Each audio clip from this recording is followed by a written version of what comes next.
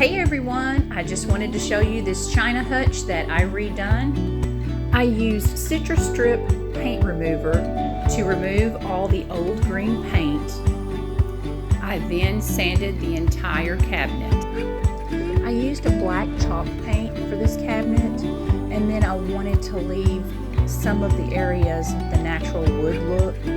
To get rid of the orangey look of the wood, I did a white blush all over the natural wood areas, and I added new handles. I'm really pleased with the way it turned out. If anyone has a makeover they're working on and would like to share, drop it in the comments. We'd love to see what you're working on. Thanks for watching.